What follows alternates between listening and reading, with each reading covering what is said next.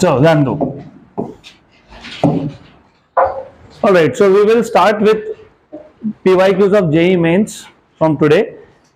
And as you remember, मैंने आपको बताया था कि जो सेंटर ऑफ मास के क्वेश्चंस हैं, मैं उसका एक लेक्चर ही अलग से लेने वाला हूँ। तो क्वेश्चन नंबर 1 से लेके क्वेश्चन नंबर 8 तक। और बाय द वे, ये जो क्वेश्चन नंबर 2 है ना, if you remember I have told you कि ये JEE में भी पूछा गया है, या नीट में भी पूछा गया है। हमने ऑलरेडी सॉल्व किया है 7.5 आर, और मैंने गलती करके बताया भी था आपको कि 1.5 आर आएगा अगर आप गलती करोगे तो नहीं करोगे ऐसा एक्सपेक्टेशन है। तो आंसर क्या है? 7.5, then 3, then 4th, then 5th, then 6th and up to 8। तो ये सारे क्वेश्चन जो है अप टू 8 नंबर, ये सारे के सारे क्वेश्चंस का एक अलग से ही आपको लेक्चर बनेगा सेंटर ऑफ मास का। अभी फिलहाल हम सिर्फ रोटेशनल मोशन पे फोकस कर रहे हैं, तो तब मैं करवा दूंगा। Now let us begin with question number 9. बहुत अच्छा क्वेश्चन है ये भी, 2017 mains. A slender uniform rod of mass m and length l, एक रॉड है जिसका मास m और लेंथ l है, is pivoted at one end। Pivot करना मतलब पिवोट करना, एक जगह पे उसको नट से फिट कर देना, उसको बोलते हैं पिवोट करना। ओके, तो it is pivoted at one end so that it can rotate in a vertical plane. तो it can rotate in a vertical plane, में बता ही देता हूं बेटर ऑफ। तो ऐसा एक रॉड है, इसको एक एंड पे पिवोट किया so that it can rotate in vertical plane. Vertical plane में रोटेट हो रहा है वो। गुड। तो बाय द वे बता ही दो, अगर वर्टिकल प्लेन में रोटेट हो रहा है और एक एंड पे पिवोट किया है, तो what is moment of inertia of rod? ml²/3, क्योंकि it is rotating about one end. Good. There is negligible friction at the pivot, तो जहां उसको पिवोट किया वहां पे फ्रिक्शन नहीं है, ऑलमोस्ट नहीं है। The free and is held vertically above the pivot, ये इंपॉर्टेंट है। द फ्री एंड मतलब जो पिवोट नहीं किया उसको तुमने वर्टिकली अबव रखा, वर्टिकली अबव रखा, एंड देन रिलीज, फिर उसको रिलीज कर दिया। The angular excision of the rod when it makes an angle alpha with the vertical edge। Good। तो क्वेश्चन ऐसा है, हमारे पास एक रॉड है, दिस इज अ रॉड, इसको हमने पिवोट कर दिया एट वन एंड, तो यहाँ पे पिवोट कर दिया, और जो फ्री एंड है उसको वर्टिकल रखा पहले तो इनिशियली, और उसके बाद उसको रिलीज कर दिया। तो जैसे रिलीज करोगे इट स्टार्ट्स रोटेटिंग, तो ये रोटेट हो रहा है। गुड। यहाँ पे पिवोट का पॉइंट था, you had a pivot point over here. तो उन्होंने ऐसा बोला है कि जब एंगल कितना बनेगा, थीटा, थीटा एंगल बनेगा, तब एंगुलर एक्सेशन कितना होगा, ऐसा क्वेश्चन है।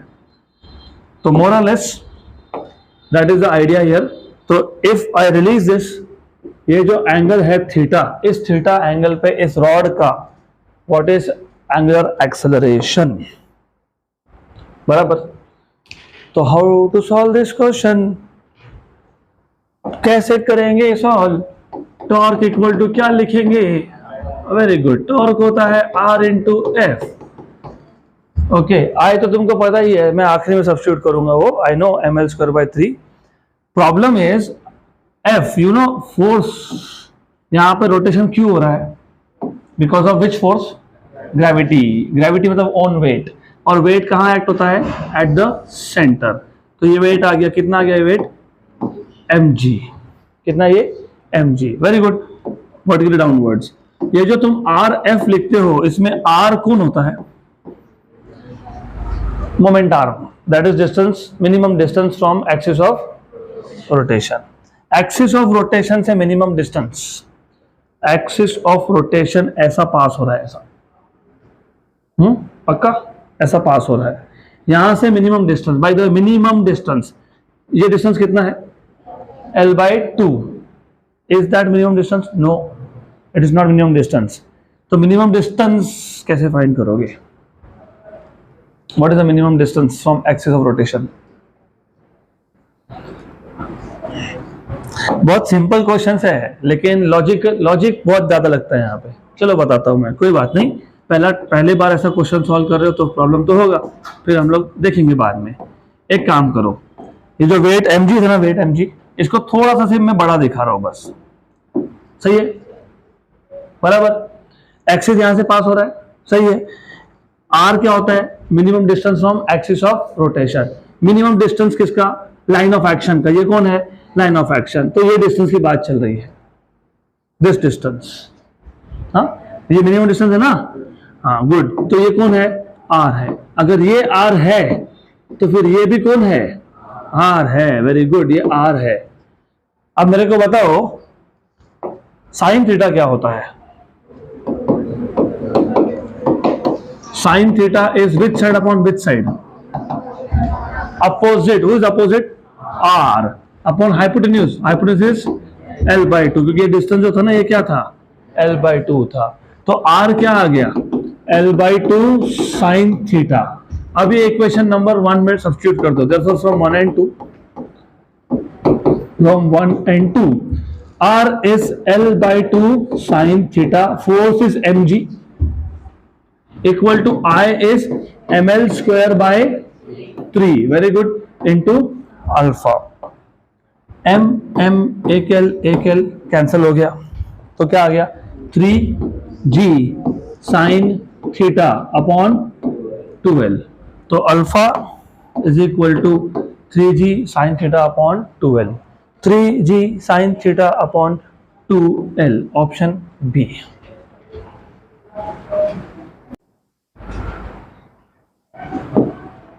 Next question. अगला question, it is not difficult at all, बहुत सिंपल सा क्वेश्चन है।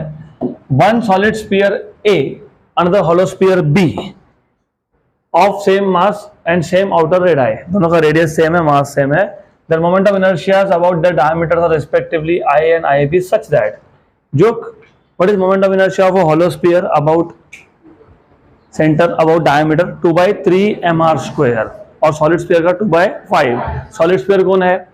A के लिए क्या आएगा? 2/5। what is 2/5? 0.4, 0.4 याद रखना, 0.4। IB 2/3, 0.66 है ना? तो 0.66 of course is greater than 0.4, तो IB is greater than IA। कहां पे? Option C. तो सॉल्व करने की कोई जरूरत नहीं है इसको। नेक्स्ट क्वेश्चन लुक्स गुड, देखते हैं क्या है। A solid sphere of mass m and radius r having moment of inertia about an axis passing through the center of mass as I। एक सॉलिड स्फीयर है, मास m है, radius r है, उसका moment of inertia about axis passing through centre. Sphere के case में solid हो या hollow हो, जो भी एक्सिस सेंटर से पास होता है वो डायामीटर ही बनता है। तो यहाँ पे I क्या है? अबाउट डायामीटर, तो 2/5 mr square is recast into a disc. Recast मतलब उसको मेल्ट करके वापस से शेप देना, तो इसको भी क्या बना दिया? Into a disc. तो स्फीयर को क्या बना दिया? डिस्क। तो मास तो सेम रहेगा, क्योंकि मेरे पास अगर एक स्फीयर है 10 किलो का, उसको ही मैंने मेल्ट करके डिस्क बना दिया तो 10 किलो ही रहने वाला है, तो मास इज सेम, तो mass is constant. Okay, into a disc of thickness t whose moment of inertia about an axis passing through its edge मतलब tangent, very good, and perpendicular to its plane remains I, मतलब moment of inertia change नहीं हुआ है, then the radius of the disc will be. Very good, good good good good good. तो ऐसा है, हमारे पास एक स्फीयर था, वो पहला रोटेट हो रहा था about an axis passing through centre. तो स्फीयर के केस में मोमेंट ऑफ इनर्शिया I है, ये आ गया आपका 2/5 mr स्क्वायर। इसी को हमने मेल्ट करके रिकास्ट कर दिया into a disc of some thickness t। तो थोड़ा सा थिक दिखाया डिस्क मैंने। Now it is rotating about this axis, edge axis passing through edge perpendicular to plane, तो टेंजेंशियल हो गया वो एक्सिस। Very good. तो you know what is this IC? mr square by 2 and about O, parallel axis theorem, H equal to R, तो 3/2 होता है अगर याद है तो। Very good. तो जो टेंजेंशियल एक्सिस है ना, टेंजेंशियल एक्सिस, उसके about moment of inertia IO, इन्होंने बोला है वो भी I है, वो कितना है? 3/2। 3/2 mr डैश स्क्वायर बोल लो इसको, क्योंकि रेडियस सेम नहीं है ना। कहाँ बोला रेडियस सेम है, बोला नहीं, तो सेम नहीं है, वही तो पूछा है, वही तो पूछा है। डिस्क का रेडियस कितना होगा ऐसा पूछा है आपको। वेरी गुड, तो दोनों को इक्वेट कर दो, देखते हैं क्या आंसर आता है। इक्वेट कर दो, तो therefore from 1 and 2, because left hand sides are same, the right hand side should also be the same. So 2/5 mr square equal to 3/2 mr dash square. Good, तो ये हो जाएगा आपका, यहाँ से mm तो कैंसिल हो गया, मास तो सेम था, तो 4/15 r square equal to r dash square, तो r डैश इक्वल टू 4 का √2, 15 इंटू r। तो या तो ऐसा होगा या तो √4/15 r होगा। Option A done. अगला question, next question, question number 12th। The moment of inertia of semi circular ring about an axis which is perpendicular to the plane of the ring and passes through the center is, बताओ, mr square by 2। क्यों? क्योंकि ring के centre से जब axis pass होता है तो होता है mr स्क्वायर, राइट। अगर रिंग को आधा काट दिया तो मास हो गया आधा, तो क्या आ जाएगा mr स्क्वायर बाई 2। तो वेरी गुड, कॉन्ग्रेचुलेशन, तुमको -1 मिल गया इसके लिए, mr स्क्वायर, क्योंकि यहाँ पे बोला ही नहीं ना पूरे रिंग का मास m है। बोला कहीं पे ऐसा बोला है कि पूरे रिंग का मास m है? नहीं बोला ना। अगर बोला होता कि पूरे रिंग का मास m है, अब तुम उसको कट कर रहे हो तो mr स्क्वायर बाई 2 आता। यहाँ तो प्लेन क्वेश्चन था कि moment of inertia of a semi circular ring about an axis which is perpendicular to the plane of the ring and passes through the centre, right. तो अगर जितना भी semi circular ring है उसी का mass m है अगर, तो क्या आएगा mr स्क्वायर। Good, done. तो ऑप्शन ए, नॉट बी। अगला question, consider a uniform square plate, आगे वापस से स्क्वायर प्लेट पे, very good, of side A and mass m, the moment of inertia of this plate about an axis perpendicular to its plane and passing through one of the corners is. अच्छा question है, good. तो अभी कैसे solve करते हैं बताता हूं मैं। हमको बोला है एक स्क्वायर प्लेट है, तो you have a square plate, so let's say this is a square plate। तो ये स्क्वायर प्लेट है ऐसा मान लो। साइड लेंथ कितना है इसका? a। What is side length? What is side length? a। a है ना, a बोला है ना, a, यस।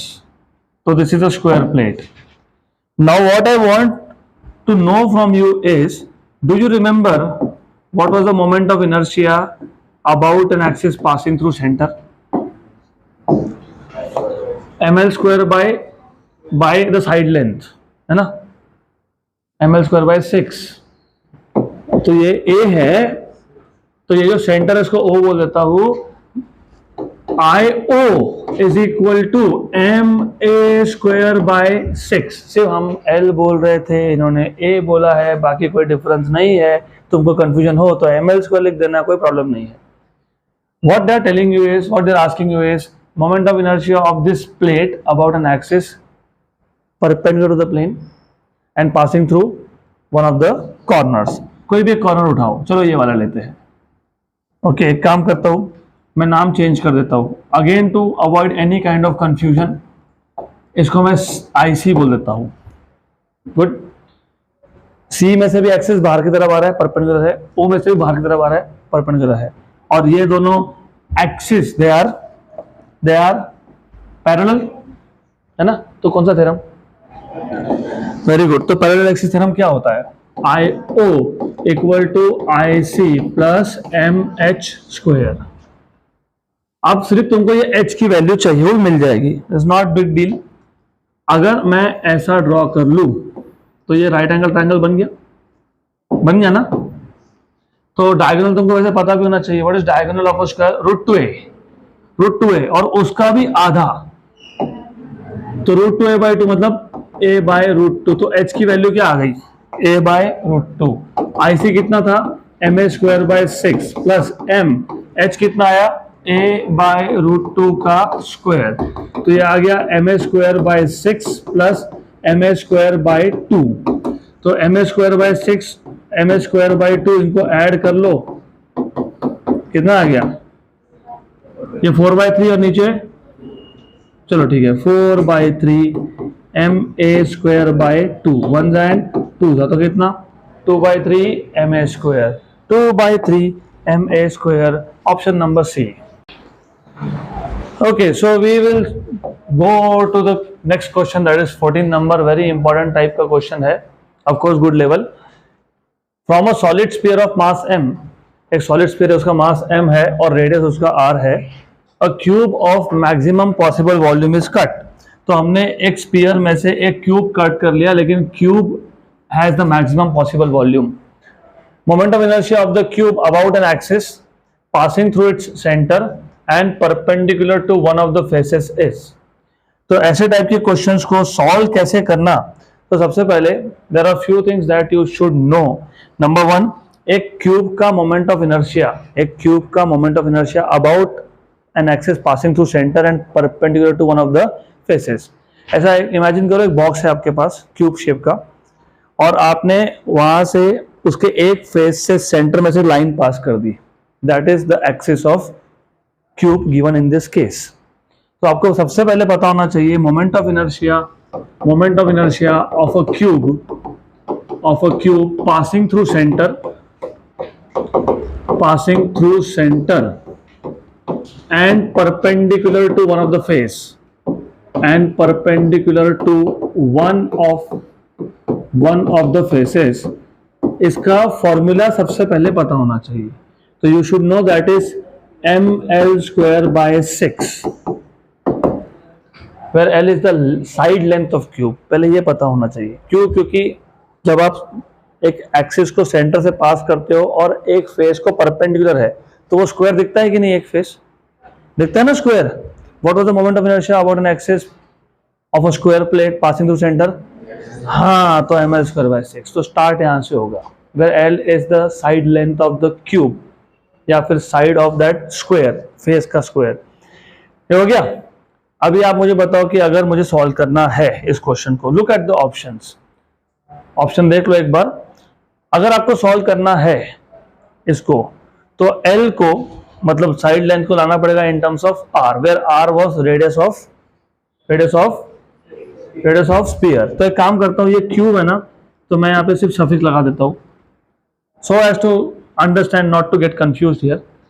अब अगर मुझे मास ऑफ क्यूब निकालना है, वो जो कैपिटल M था वो मास ऑफ स्फीयर था, तुमने पूरा तो स्फीयर नहीं निकाल दिया वहां से, तो आपको मास ऑफ क्यूब चाहिए। तो you should know that mass is proportional to volume. तो mass of cube upon mass of sphere is equal to volume of cube upon volume of sphere. तो mass of cube is basically volume of cube upon volume of sphere into mass of sphere। Volume of cube is L cube, क्योंकि मैंने बोला side length L है तो L cube बन गया। Volume of sphere is 4/3 pi r cube और mass of sphere was m।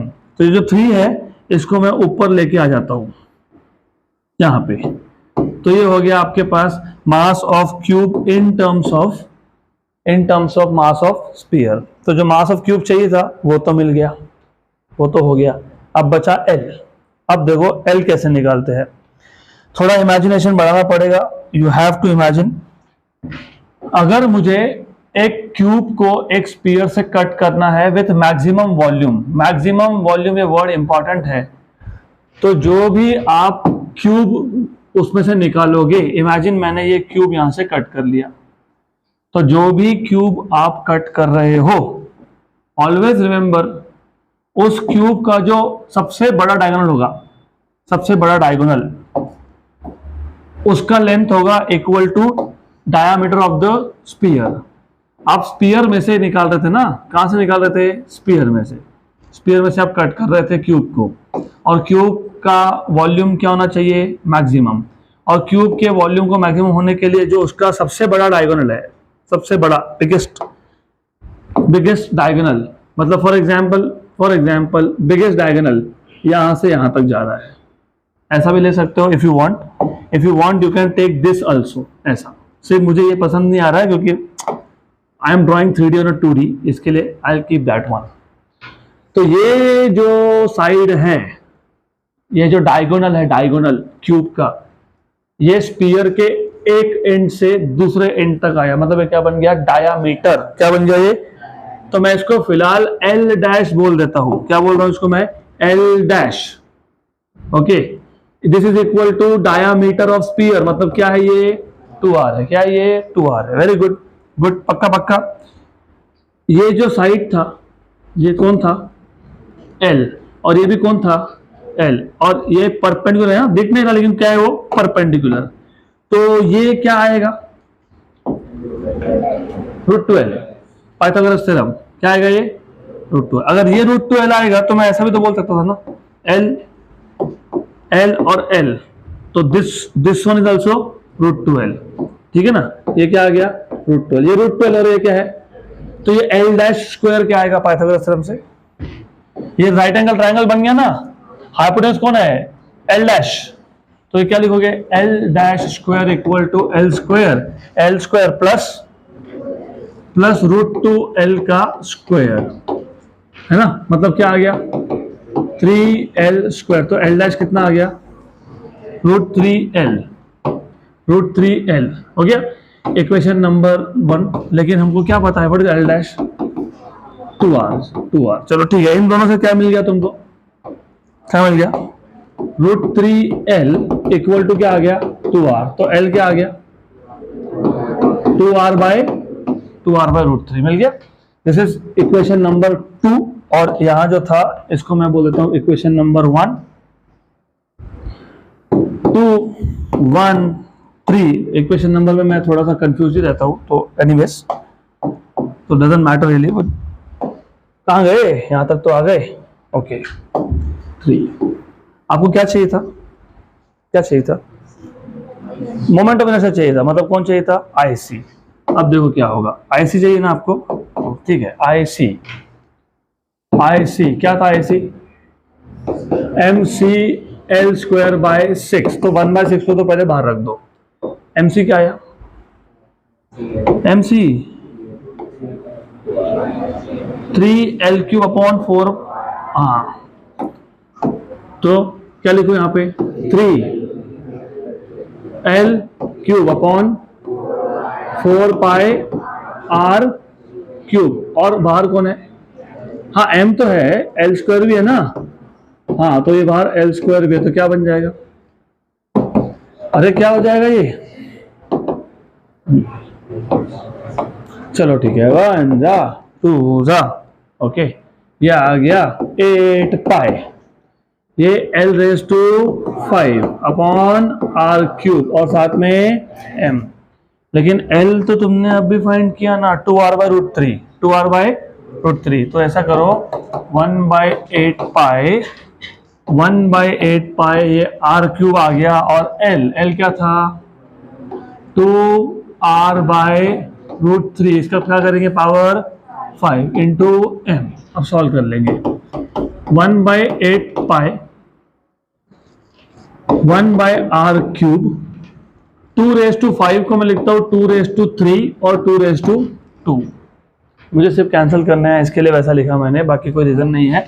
r⁵ को भी वैसे लिख लेता हूं मैं, r⁵2 और r⁵3 अपॉन √3⁵5। मैं काम करता हूं, √3⁵5 को √3⁴ इंटू √3 लिख लेता हूं। चलो ठीक है।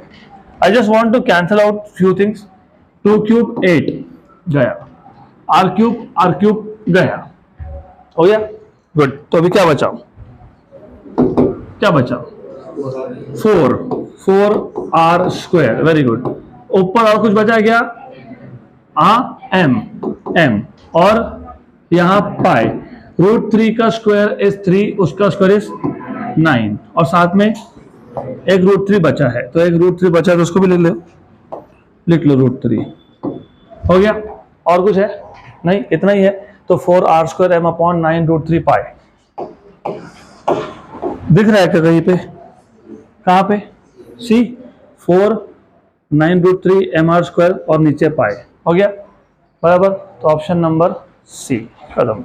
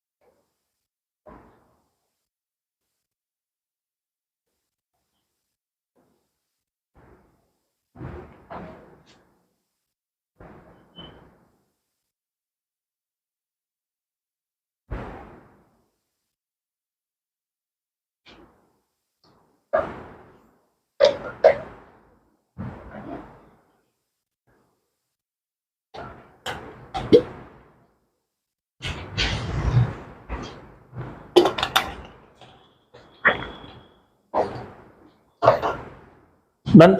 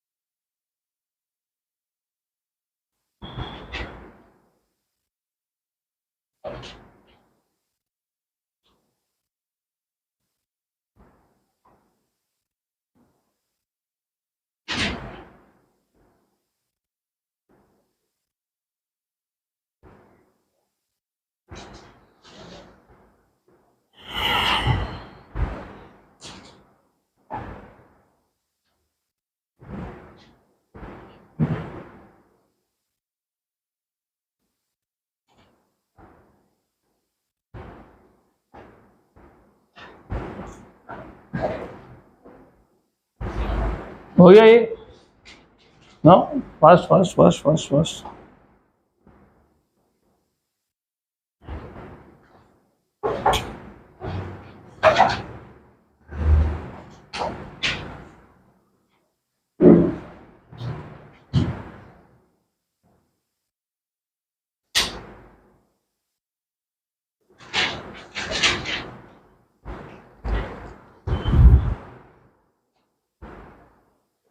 क्विक एक क्वेश्चन तो और ले लेंगे।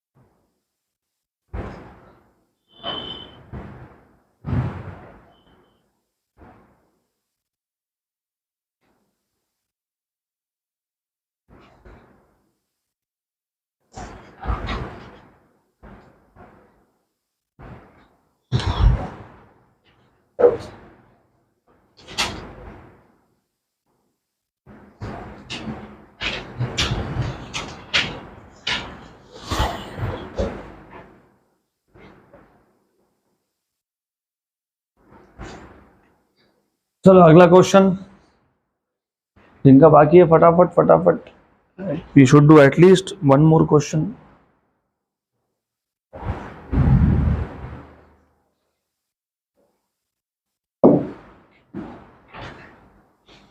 Next question, question number 15। अभी ये क्वेश्चन मैं विदाउट सॉल्व किए डायरेक्टली आंसर बता देता हूँ, तो ध्यान दो तो समझेगा आपको how to solve some of the questions, मतलब how to directly come to the answer, end up at the answer without solving. Solve नहीं करना है इसको, क्यों नहीं करना देख लो। 1/4 sector is cut from a uniform circular disc, 1/4 part निकाल दिया डिस्क का, हमने बड़ा रिंग का देखा था, अभी डिस्क आ गया। Of from a uniform circular disc of radius R, this sector has a mass m, important ना, ये सेक्टर का मास m है, पूरे डिस्क का नहीं है, सेक्टर का मास m है। It is made to rotate about a line perpendicular to its plane and passing through the centre of the original disc. तो it is this sector, it is made to rotate about the centre of the original disc and perpendicular, मतलब जो original disc का own axis था उसी axis से ये rotate हो रहा है। यहां तक क्लियर? पक्का पक्का clear? Its moment of inertia about the axis of rotation is. अब पहले पूरा सुन लो अच्छे से, पहले पूरा अच्छे से सुन लो, 1/8 1/4 देखते हैं हम लोग बाद में। एक सेक्टर का मास है m, तो 4 सेक्टर कितना है? 4m। Very good. Original disc अगर रोटेट हो रहा होता तो उसका मोमेंट ऑफ इनर्शिया क्या होता? m 4m r²/2, मतलब very good correct, 4m r²/2 या फिर 2m r², चलेगा ऐसा बोलोगे तो, ठीक है। उसमें से अभी एक ही पार्ट की बात चल रही है ना, एक सिंगल पार्ट, राइट? तो सिंगल पार्ट का क्या करेंगे? Divide by 4। टोटल इसका कितना आया था? 2m r² डिवाइड बाय, तो m r²/2 है ऑप्शन ए। तो खत्म हो गया। सॉल्व क्या करना था इसमें? कुछ नहीं। समझ में आया कि रिपीट करूं वापस? रिपीट करूं वापस? Do you want me to repeat this? No? Good, done. तो there is nothing to solve here, खत्म। तो टाइम है तो और एक क्वेश्चन भी हो जाएगा। Question number 16, interesting, simple.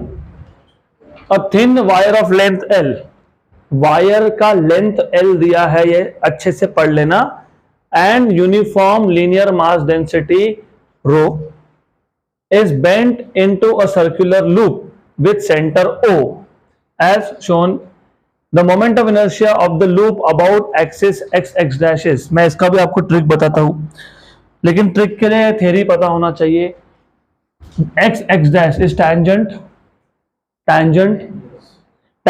in its plane। तो do you remember what was the moment of inertia of about an axis tangent in its plane? नहीं याद होगा तो कोई बात नहीं, कम से कम तुमको about diameter याद होगा। अगर नहीं याद होगा तो कोई बात नहीं, there is no problem at all if you don't remember, that is okay, it is IC/2। about diameter IC/2 ही होता है। तो अगर नहीं याद ना, ज्यादा खुद को स्ट्रेस मत करना, ये छोटी छोटी चीजें हैं। तो यू सी, अगर मुझे x डैश के अबाउट चाहिए तो ID डायमीटर को क्या है, ये पैरेलल है एट डिस्टेंस ऑफ r, तो मैं पैरेलल एक्सिस थ्योरम लगा लूंगा। तो आई से x dash is equal to ID plus mh² and ID is IC/2 plus mh² and IC for a ring is mr²। तो mr²/2 प्लस mr², मतलब कितना? 3/2 mr²। ये हो गया moment of inertia about x dash. लेकिन तुमको answer in terms of mass नहीं दिया है, इन टर्म्स ऑफ डेंसिटी दिया है और इन टर्म्स ऑफ लेंथ दिया है। ओरिजिनल क्या था कि वायर था, इसका लेंथ क्या था? L। तुमने इसको क्या बना दिया? रिंग बनाया विथ रेडियस r। तो L इक्वल टू क्या बन गया? 2πr।